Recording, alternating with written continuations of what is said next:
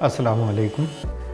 आज अपने मार्केट ने अपने पिछले कुछ दिनों के पॉजिटिव ट्रेंड को तोड़ा है और मजमूई तौर पर कोई 300 पॉइंट से घटकर 1,14,495 पॉइंट पे क्लोज़ हुई।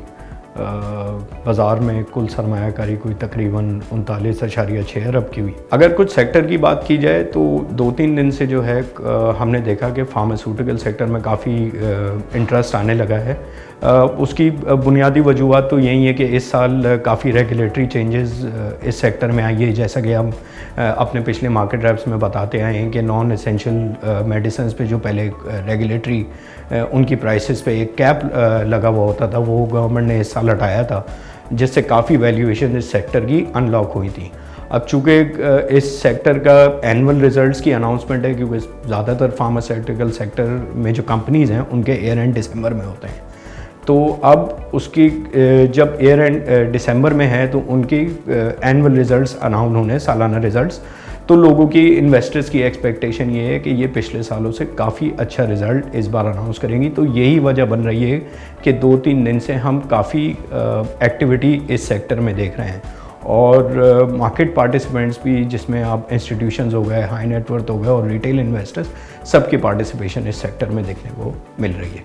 जैसे कि हम पहले भी अपने इन्वेस्टर्स को बताते आए हैं कि जैसे हमने बड़ी करेक्शन देखी थी कि जब बाज़ार 1,18,000 पॉइंट का हाई लगाकर 1,12,000 पॉइंट तक गिरी थी, उसके बाद थोड़ी रिकवरी आई है 2-3 हज़ार पॉइंट की। लेकिन हमने ये पॉइंट आउट किया था इन्वेस्टर्स के लिए कि ये जो रिकवरी आ रही है, ये आ रही है लो वॉल्यूम्स के साथ ना।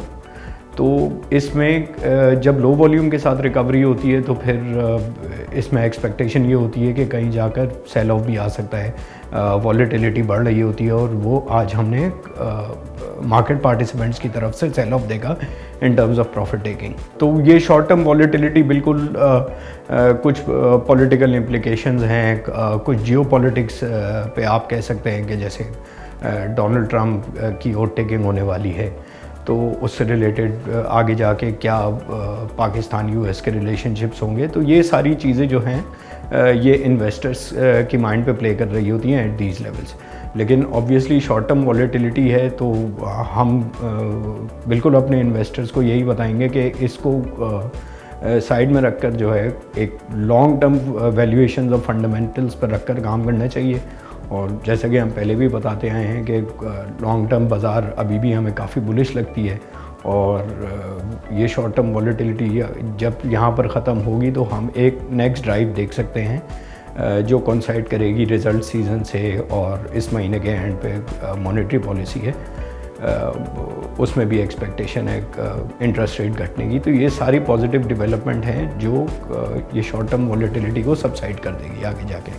तो फिर से हम इन्वेस्टर्स को सिर्फ यही बताएंगे कि शॉर्ट टर्म वॉलेटिलिटी को साइड में रख के लॉन्ग टर्म व्यू बना के, अभी भी मार्केट में काफ़ी जगह बाकी है।